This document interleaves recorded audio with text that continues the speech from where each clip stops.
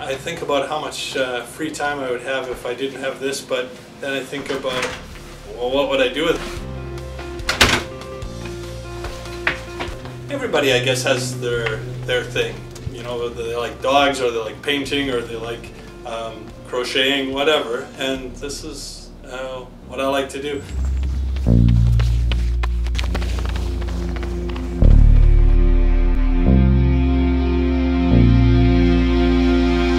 And it was kind of my one and only, and like a lot of people, they just thought it'd be cool to run a marathon. And so I ran one, and it was cold and windy and horrible, and I didn't train right and had no idea what I was doing. A lot of people complete a race and look back and think, I will never do that again. That was painful, that was uncomfortable.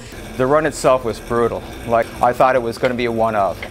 After trying so hard to qualify for Boston, I said, if I ever qualify for this sucker, I'm going to get a tattoo. Marathon des Sables, which is one of the toughest running races in the world, so I figured that was tattoo worthy as well. When I complete 100K, I look back and I say, you know what, that's it. That is the last 100K I'm doing. And then to date, I've completed 10. So I was awarded the Guinness record in 2007 for completing a marathon on every continent in around 30 days.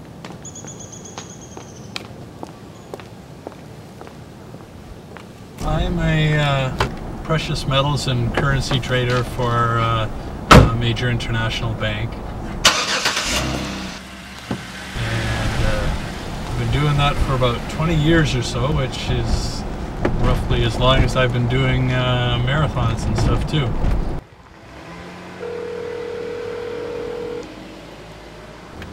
Hey Steve, I'm just running a little late, won't be until about 7. I just thought I'd check in and see what's happening, anything going on in the overnight market. I'll be in about 20 minutes or so. Okay, I'll see you then. Bye.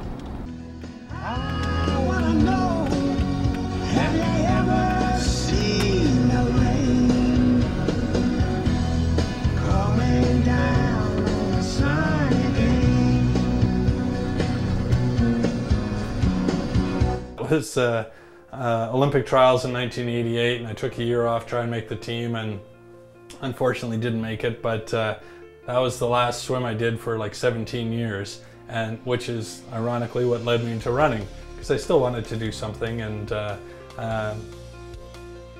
just didn't want to swim. So I found something I really sucked at, which was running. I have a wife and 2 daughters, and I'm an electrical engineer. On January the 1st, 1996, I was at my parents' place, and my sisters were also there. And I overheard them make a New Year's resolution of running their first marathon that year. And at that time, I weighed 200 pounds. I was very out of shape, and I decided to join them. Since then, I've completed 87 marathon events, of which 21 are what they call an ultra marathon. Anything over 42.2 kilometers. How do you train for something like that? The hard part is finding the time to train for any of these. Like, especially when you live in the real world and have a wife and kid and some jobs and have to clean the pool and fix stuff around the house. And so the way I train and I manage that commodity of time is I run first thing in the morning before work. So I'm paying myself that 1 hour running before I do anything else. And that gives me the ability to pay the 8 hours to work and then pay the evening to the family. You know, running isn't my full-time job. It's not something that I do 5 or 6 hours a day. It's something that I do for about an hour a day, and then I do the bulk of my training on the weekends. I always look at it as the race is the reward for all the training you've done. 2, 1.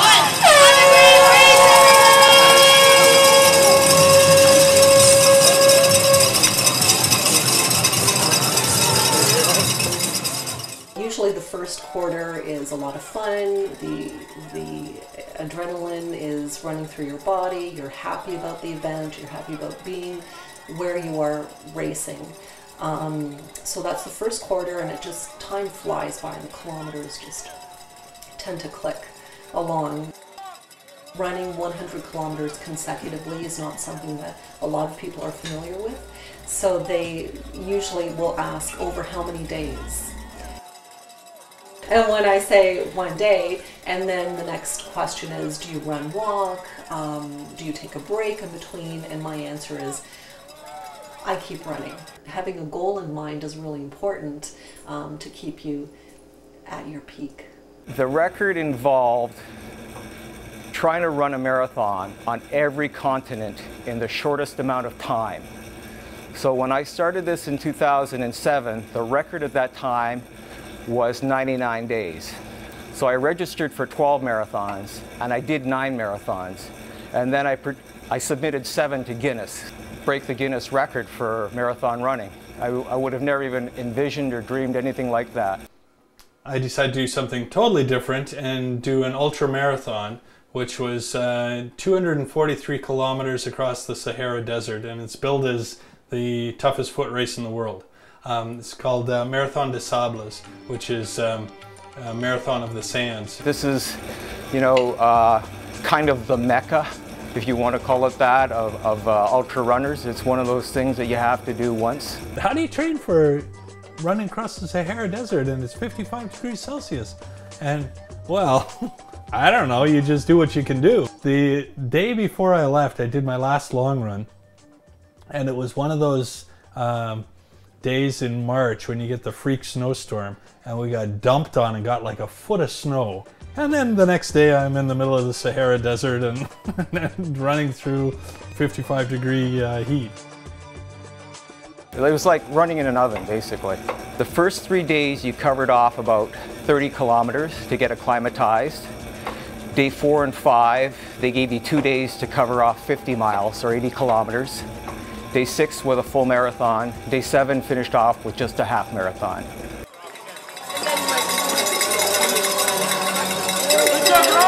The last quarter is the tough part.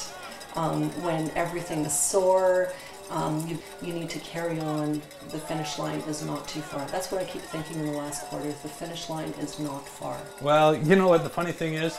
You go through all this hell and agony and then you get to the end and they give you your medal and you're done.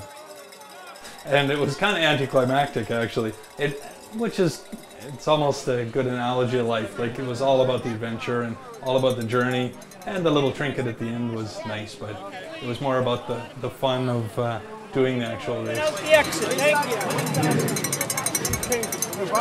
There's a lot of people that take this stuff way too seriously, and I take it very seriously, but the other side of the coin is to take it with a grain of salt and a beer and just have fun with it. If you were able to do a study, I would bet you get a disproportionate number of people in this that are positive, up, fun people. It's so great to have people of the same twisted mindset as I have, that enjoy training and laughing and working hard and playing hard and all that. Everybody, I guess, has their thing. I always have to have something, the next thing, even if it's a little one or a big one or whatever, but I always need something to train for. I like to do this kind of stuff, and I hopefully will do it for a long time.